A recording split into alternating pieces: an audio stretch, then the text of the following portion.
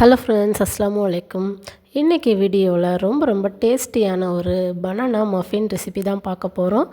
ரொம்ப டேஸ்ட்டாக, அது மட்டும் இல்லாமல் ரொம்ப சாஃப்டாக, ரொம்ப சூப்பராகவே இருக்கும். உங்கள் வீட்டு குழந்தைங்க ஸ்கூல் விட்டு வந்ததுக்கப்புறம் ஏதாவது ஸ்நாக்ஸ் கேட்டாங்க அப்படின்னா கண்டிப்பாக இதை ஒரு 10 நிமிஷத்தில் நீங்கள் ரெடி பண்ணி கொடுத்துடலாம். ரொம்பவே டேஸ்ட் அருமையாக இருக்கும். ஸோ வாழைப்பழத்தில் செய்கிறதுனால டேஸ்ட் ரொம்ப சூப்பராக இருக்கும். வீடியோவை முழுசாக ஸ்கிப் பண்ணாமல் பாருங்கள், அப்போ தான் உங்களுக்கு புரியும். வாங்க இப்போ வீடியோக்குள்ளே போகலாம். அதுக்கு முன்னாடி நீங்கள் நம்ம சேனலை இப்போ தான் ஃபஸ்ட் டைமாக பார்க்குறீங்க அப்படின்னா சேனலை சப்ஸ்கிரைப் பண்ணி பக்கத்தில் உள்ள பெல் ஐகானை கிளிக் பண்ணிக்கோங்க. நான் 2 வாழைப்பழம் எடுத்திருக்கேன். இது வந்து பச்சை நாடைப்பழம் இருக்கு இல்லையா, ஸோ அந்த பழம் தான். நல்லா பழுத்த பழமாக 2 பழம் எடுத்திருக்கேன். ஸோ இந்த மாதிரி ஃபோக் யூஸ் பண்ணி இந்த வாழைப்பழத்தை வந்து நல்லா மசித்து எடுத்துக்கலாம். ரொம்ப வந்து மசித்து எடுக்கக்கூடாது. நம்ம அதை சாப்பிடும்போது அந்த வாழைப்பழத்தோட டேஸ்ட் வந்து கொஞ்சம் தெரியணும். ரொம்ப மசிச்சிடும் அப்படின்னா அது நல்லா இருக்காது. நீங்கள் வந்து மிக்சிலலாம் போட்டு அடிக்கக்கூடாது. இந்த மாதிரி ஒரு ஃபோக்கோ ஸ்பூனோ வச்சு அதை மேஷ் பண்ணி எடுத்துக்கோங்க. ஸோ அவ்வளோதான். ஸோ இந்த மாதிரி மேஷ் பண்ணி எடுத்துட்டு, ஸோ இது கூட ஒரு முட்டை வந்து சேர்த்துக்க போகிறோம். ஸோ முட்டை உங்களுக்கு வேண்டாம் அப்படின்னா முட்டைக்கு பதிலாக நீங்கள் வந்து தயிர் வந்து சேர்த்துக்கலாம்.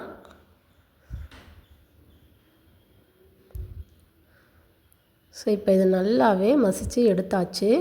நீங்கள் இந்த மாதிரி ஒரு ஸ்பூன் வச்சு நல்லா மசித்து எடுத்துக்கோங்க. இப்போ இது கூட நான் ஒரு பெரிய சைஸ் அளவுக்கு முட்டை வந்து எடுத்திருக்கேன். ஸோ அதை வந்து உடச்சி சேர்த்துக்கிறேன்.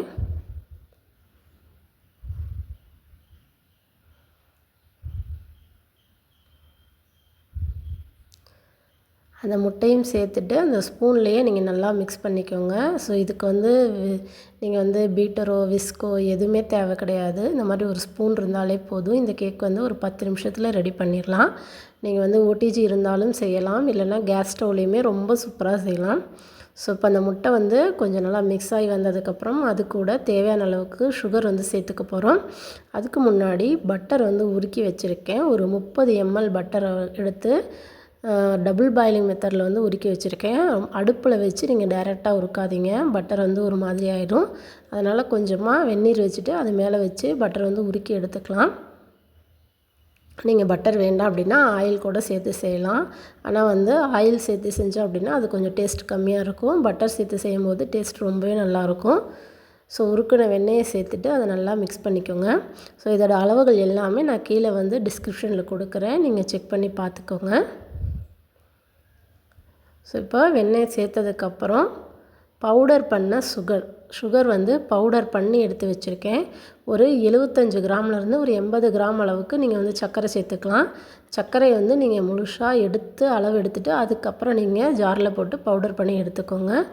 ஸோ அந்த மாதிரி வந்து பவுடர் பண்ணி எடுத்துகிட்டு ஒரு 75 கிராம் சர்க்கரையை வந்து சேர்த்துருக்கேன்.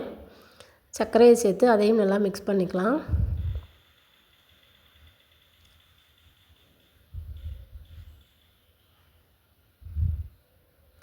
ஸோ அவ்வளோதான். இதுக்கு தேவையான இன்க்ரீடியன்ட்ஸ் எல்லாமே வந்து பார்த்திங்கன்னா ரொம்ப கம்மியான அளவுகள் தான். நம்ம வீட்டில் இருக்க பொருளை வச்சு சட்டுன்னு செஞ்சிடலாம். ஸோ இப்போ வந்து ஒரு பிஞ்ச் மட்டும் சால்ட் வந்து சேர்த்துக்கிறேன். இப்போ இதுக்கு தேவையான அளவு மாவுலாம் வந்து நம்ம ஆட் பண்ணிக்க போகிறோம். ஸோ மைதா மாவு, அது கூடவே வந்து ஒரு டீஸ்பூன் அளவுக்கு பேக்கிங் பவுடர், ஒரு 1/4 டீஸ்பூன் அளவுக்கு பேக்கிங் பவுடர், 1/4 டீஸ்பூன் அளவுக்கு பேக்கிங் சோடா வந்து சேர்த்துருக்கேன். ஸோ அதையும் வந்து சேர்த்து நல்லா மிக்ஸ் பண்ணிக்கலாம். ஸோ இதை மிக்ஸ் பண்ணிகிட்டு இருக்கும்போதே நீங்கள் வந்து ஸ்டவ்வில் வந்து ரெடி பண்ண போகிறீங்க அப்படின்னா ஸ்டவ்வில் வந்து ஒரு பாத்திரம் வச்சுட்டு ஒரு 10 நிமிஷம் வந்து ப்ரீஹீட் பண்ணி எடுத்துக்கோங்க. இல்லை ஓடிஜியோ அவன்லேயே ரெடி பண்ணுறீங்க அப்படின்னாலும் 10 நிமிஷம் ப்ரீஹீட் பண்ணி வச்சுக்கோங்க 180 டிகிரி செல்சியஸில். ஸோ இப்போ அவ்வளோதான், நம்மளோட கேக் பேட்டர் வந்து ரெடி ஆகிடுச்சு.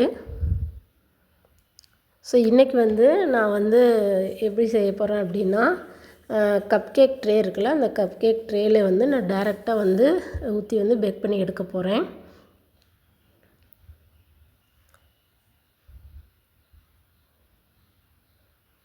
இந்த அளவுக்கு நமக்கு கெட்டியாக இருக்கணும். அப்போ தான் வந்து நம்ம கேக் வந்து நல்லா சாஃப்டாக கிடைக்கும். ரொம்ப தண்ணியெல்லாம் இருக்கக்கூடாது. ஸோ மாவுமே வந்து ரொம்ப கட்டிப்படாமல் பார்த்துக்கோங்க. அது மட்டும் இல்லாமல் ஸ்பூனை வச்சு ஓவராக வந்து மிக்ஸ் பண்ணிங்க அப்படின்னாலும் கேக் வந்து ஹார்ட் ஆகிடும். ஸோ இன்றைக்கி வந்து இந்த மாதிரி கப் கேக் ட்ரே வந்து கிடைக்கும். ஸோ அதை தான் நான் எடுத்திருக்கேன். உங்கள்கிட்ட இந்த மாதிரி ட்ரே இல்லை அப்படின்னா கடைகளில் வந்து இந்த மாதிரி கப் கேக் லைனர் கிடைக்கிது. ஸோ இது வந்து எல்லா கடையிலையுமே, பெட்டி கடையிலேருந்து எல்லா கடையிலையுமே இந்த மாதிரி லைனர் வந்து கிடைக்கிது. இதை வந்து நீங்கள் வச்சு யூஸ் பண்ணிக்கோங்க. ஒரு இல்லை அப்படின்னாலும் டீ கப் வந்து பிளாஸ்டிக் டீ கப் இருக்கு இல்லையா, ஸோ அதை வச்சு அதில் வந்து நீங்கள் வந்து இந்த மாதிரி கேக் வந்து பேக் பண்ணி நம்மகிட்ட என்ன இருக்கோ அதை வச்சு எடுத்துக்கலாம். அது இல்லைனாலும் ஒரு டம்ளரில் நீங்கள் லைட்டாக வந்து ஆயில் அப்ளை பண்ணிவிட்டு அதில் வந்து வச்சு நீங்கள் வந்து ரெடி பண்ணி எடுத்துக்கலாம். ஸோ இன்றைக்கி வந்து நான் வந்து லைனர்லாம் எதுவுமே போடலை, டைரெக்டாக அப்படியே தான் செய்ய போகிறேன். ஸோ இது வந்து பார்த்திங்கன்னா ஒரு ஹார்ட் ஷேப்பில் ஒரு மோல்டு. இது பார்க்கவே ரொம்ப அழகாக க்யூட்டாக இருக்குது பாருங்கள். இது வந்து நான் வாங்கியிருந்தேன். இப்போ வந்து கிறிஸ்மஸ் வரப்போகுது இல்லையா, இப்போ கிறிஸ்மஸ் அப்படின்னாலே எல்லாருக்குமே வந்து கேக் தான் ஸ்பெஷல். கேக் வந்து நிறைய பேர் வந்து அவங்க ரிலேட்டிவ்ஸ்க்கு தெரிஞ்சவங்களுக்கு எல்லாத்துக்குமே வந்து கேக் வந்து கொடுத்து செலிப்ரேட் பண்ணுவாங்க. ஸோ அந்த மாதிரி கொடுக்கும்போது நம்ம வந்து இந்த மாதிரி ஒரு சின்ன க்யூட்டான கிஃப்ட் பாக்ஸ் மாதிரி கொடுத்தோம் அப்படின்னா பார்க்கவே ரொம்ப அழகாகவும் இருக்கும். ஸோ அவங்களுக்குமே ரொம்ப பிடிக்கும். ஸோ அதுக்காக வந்து இந்த மாதிரி கிறிஸ்மஸ்க்கு வந்து நீங்கள் வந்து யாருக்காவது கொடுக்குறீங்க அப்படின்னா இந்த மாதிரி வந்து நீங்கள் வந்து ட்ரை பண்ணி பாருங்கள். இதில் வந்து நம்ம டைரெக்டாகவே மாவு வந்து ஊற்றி நம்ம வந்து பேக் பண்ணி எடுத்துக்கலாம். எடுத்துகிட்டு இந்த மாதிரி மேலே வந்து லிட் இருக்கு இல்லையா, அப்படியே க்ளோஸ் பண்ணி நம்ம அப்படியே யாருக்காவது கொடுக்கணும் அப்படின்னாலும் நம்ம வந்து செட்டாக வந்து கொடுக்கலாம். பார்க்கவே ரொம்ப க்யூட்டாக இருக்கும். ஸோ இதில் நிறைய கலர்ஸ் இருக்குது. ரெட் இருக்குது, ஒயிட் இருக்குது, இதில் வந்து இந்த மாதிரி கோல்டன் கலர் இருக்குது, ரவுண்டுலேயும் இருக்குது, ஸ்கொயர்லேயும் இருக்குது, நிறைய ஷேப்லேயும் நமக்கு கிடைக்கிது. 100 ml கூட இந்த மாதிரி கிடைக்கிது. நீங்களும் ட்ரை பண்ணி பாருங்கள். ஸோ இப்போ வந்து நான் எடுத்திருக்க மாவோட அளவுகளுக்கு வந்து எனக்கு வந்து ஒரு 7 மஃபின்ஸ் வந்து கிடச்சிச்சு. 6 வந்து இந்த ட்ரேலையும் மீதி 1 வந்து நான் எடுத்திருக்கேன் இல்லையா, அந்த ஹார்ட் ஷேப்பில் ஒரு மோல்டு, அதுலேயே வந்து நான் பேக் பண்ணி எடுத்துக்கிட்டேன். ஸோ இப்போ இது வந்து பேக் பண்ணி எடுத்துகிட்டு நான் உங்களுக்கு காட்டுறேன். ஸோ இது வந்து ஒரு 3/4 அளவு வர மாதிரி மட்டும் நீங்கள் போட்டுக்கோங்க.